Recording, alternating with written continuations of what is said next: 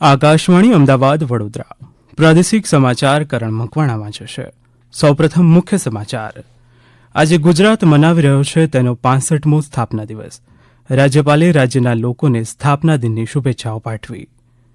ભાજપના વરિષ્ઠ નેતા અને પ્રધાનમંત્રી નરેન્દ્ર મોદી આજથી ગુજરાતના 2 દિવસના પ્રવાસે ડીસા, હિંમતનગર અને વલ્લભ વિદ્યાનગર ખાતે વિજય વિશ્વાસ સભાને સંબોધન કરશે. રાજ્યમાં લોકસભા ચૂંટણી માટેનો પ્રચાર વેગવાન બન્યો. ભાજપના વરિષ્ઠ નેતા અમિત શાહે ગઈકાલે નરોડામાં તો કોંગ્રેસના નેતા જગદીશ ઠાકોરે છોટાઉદેપુરમાં જાહેર સભા યોજી.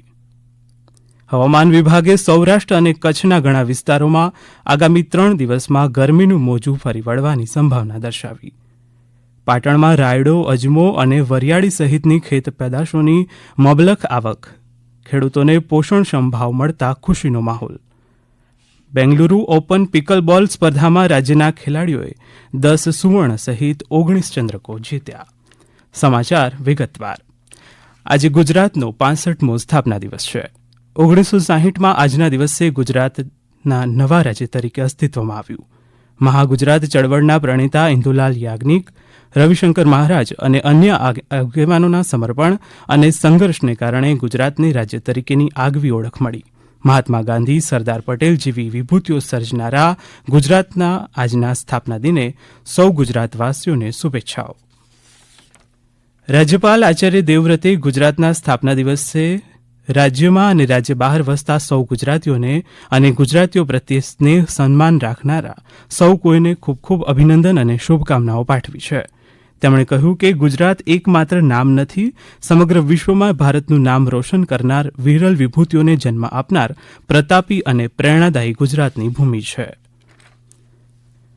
ભાજપના વરિષ્ઠ નેતા અને પ્રધાનમંત્રી નરેન્દ્ર મોદી આજે ગુજરાતના સ્થાપના દિન અને 2 મેના રોજ ગુજરાતની મુલાકાત લઈને કુલ 6 વિજય વિશ્વાસ સભામાં પક્ષના ઉમેદવારોના સમર્થનમાં સંબોધન કરશે.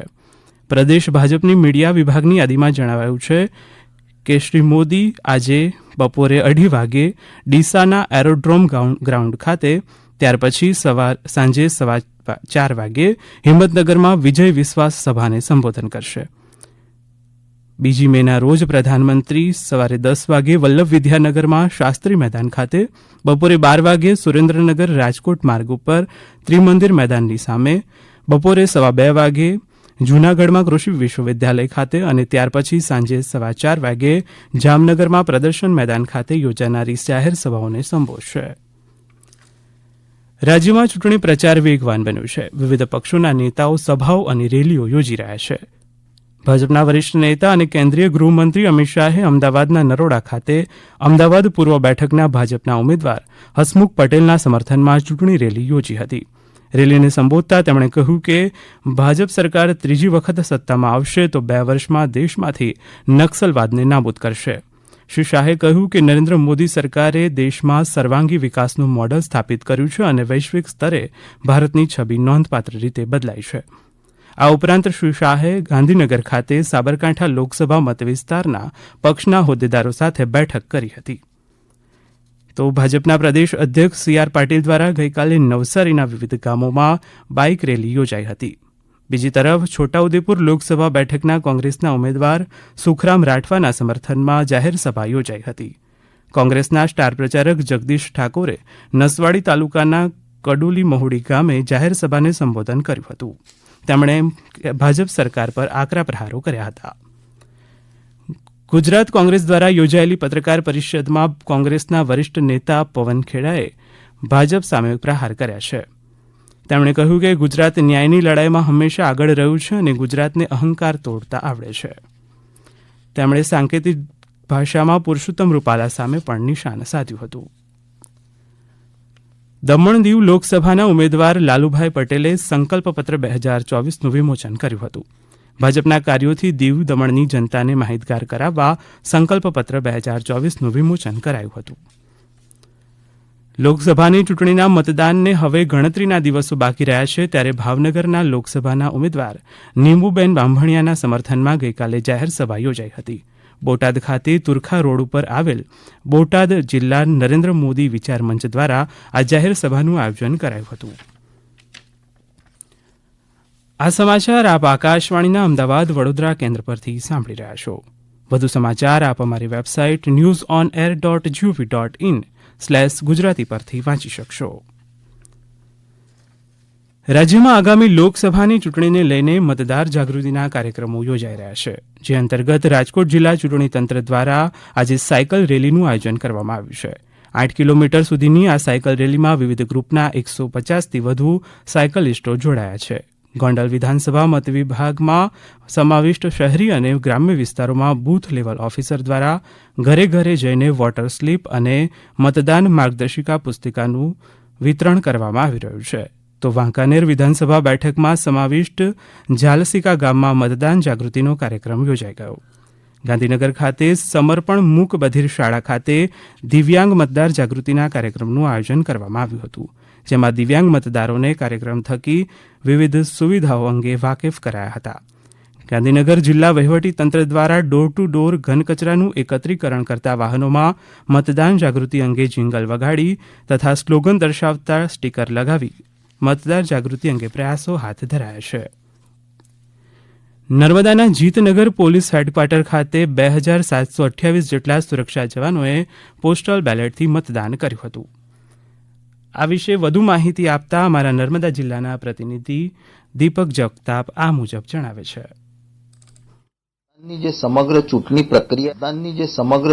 પ્રક્રિયા છે એમાં જે મહત્વનો ભાગ ભજવનારા જે અધિકારીઓ અને કર્મચારીઓ છે, ખાસ કરીને પ્રિસાઇડિંગ ઓફિસર, પોલિંગ ઓફિસર, આ લોકો તે દિવસે કામગીરીમાં રોકાયેલા હોવાથી મતદાન નહીં કરી શકે, એટલે એમના માટે એડવાન્સમાં અહીંયા પોસ્ટલ બેલેટથી મતદાન કરવાની પ્રક્રિયા નર્મદા જિલ્લામાં શરૂ કરવામાં આવી છે. આજે રાજપીપળા ખાતે મહારાજા રાજેન્દ્રસિંહ વિદ્યાલય ખાતે પોસ્ટલ બેલેટથી મતદાન કરવામાં આવ્યું હતું. એમાં લગભગ 557 જેટલા આસિસ્ટન્ટ પ્રિસાઇડિંગ ઓફિસરો અને બીજા કર્મચારીઓએ મતદાન કરીને ભાવનગર લોકસભા મતવિસ્તારમાં આવેલી બોટાદ અને ગઢડા વિધાનસભા મતવિસ્તારમાં મતદાન માટે જિલ્લા ચૂંટણી તંત્ર સંપૂર્ણપણે તૈયાર છે. આ અંગે વધુ માહિતી આપે છે અમારા બોટાદ જિલ્લાના પ્રતિનિધિ. બોટાદ અને ગઢડા તાલુકામાં 2 વિધાનસભા મળી કુલ 5,53,894 મતદાર નોંધાયેલ છે, જે પૈકી 2,88,650 પુરુષ મતદાર, જ્યારે 2,65,238 મહિલા મતદારો અને 6 થર્ડ જેન્ડર મતદાર પણ નોંધાયેલ છે. 4,480 દિવ્યાંગ મતદાતાઓ તથા કુલ 347 સ્થળોએ 590 મતદાન મથકો તૈયાર કરી દેવામાં આવ્યા છે. જુદી જુદી થીમ આધારિત વિલેજ બૂથ, અર્થ બુથ, રંગોળી થીમ આધારિત બૂથ, આમ મતદાન માટેની સમગ્ર પ્રક્રિયા અને તૈયારી વહીવટી તંત્ર દ્વારા કરી લેવામાં આવેલ છે. પાટણ એપીએમસીમાં રાયડો, એરંડા, વડિયાળી, અજમો જેવા પાકોની આવકમાં વધારો થતાં માર્કેટયાર્ડ ધમધમતું થયું છે. પાટણ માર્કેટયાર્ડમાં 2 દિવસમાં એરંડાની 45,000 બોરીની આવક થઈ છે અને એરંડાનો ભાવ પણ રૂપિયા 1,060 થી 1,120 સુધીનો મળી રહ્યો છે. રાયડાની અંદાજિત 4,000 બોરીની આવક થઈ છે અને જેનો ભાવ રૂપિયા 935 થી 1,130 રહ્યો છે, જ્યારે વરિયાળીની આવક 3,000 થી વધુ બોરીની થઈ છે, તો અજમાની આવક પણ 4,500 બોરીની આસપાસ થઈ છે. હવામાન વિભાગે સૌરાષ્ટ્ર અને કચ્છના ઘણા વિસ્તારોમાં આગામી 3 દિવસમાં ગરમીનું મોજું ફરી વળવાની સંભાવના દર્શાવી છે. હવામાન વિભાગ અનુસાર આજે સૌરાષ્ટ્રમાં પોરબંદર, ભાવનગર તેમજ કચ્છના અંતરિયાળ વિસ્તારોમાં હીટવેવની શક્યતા છે. ગરમીને જોતા હવામાન વિભાગે નાગરિકોને કામ સિવાય બપોરના સમયે બહાર નહીં નીકળવા સલાહ આપી છે. દરમિયાન ગઈકાલે મહુવા અને કંડલામાં 42 ડિગ્રી મહત્તમ તાપમાન નોંધાયું હતું. બેંગલુરુ ઓપન પિકલબોલ સ્પર્ધામાં રાજ્યના ખેલાડીઓએ 10 સુવર્ણ સહિત 19 ચંદ્રકો જીત્યા છે. રાજ્યના ખેલાડીઓએ વિવિધ કેટેગરીમાં નોંધપાત્ર દેખાવ કરતા 10 સુવર્ણ, 6 રજત અને 3 કાંસ્ય ચંદ્રકો જીત્યા છે. 19 વર્ષથી વધુ વયજૂથની શ્રેણીની પુરુષ ઓપન પ્રો ડબલ્સમાં ધીરેન પટેલ અને શૈલ શાહે, મહિલા ઓપન પ્રો ડબલ્સમાં રક્ષિકા રવિ અને મોનિકા મેનને, 35 વર્ષથી વધુ વયજૂથની શ્રેણીમાં પુરુષ પ્રો સિંગલ્સમાં ધીરેન પટેલ અને મિક્સ ડબલ્સમાં કવિતા ખન્ના સાથે સુવર્ણચંદ્રકો જીત્યા છે. અંતમાં મુખ્ય સમાચાર. આજે ગુજરાત મનાવી રહ્યો છે તેનો 65મો સ્થાપના દિવસ. રાજ્યપાલે રાજ્યના લોકોને સ્થાપના દિવસની શુભેચ્છાઓ આપી.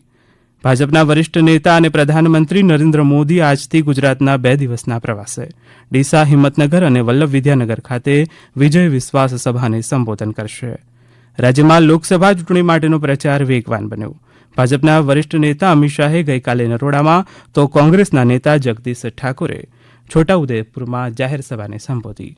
આકાશવાણીના અમદાવાદ વડોદરા કેન્દ્ર પરથી પ્રાદેશિક સમાચાર પૂરા થયા.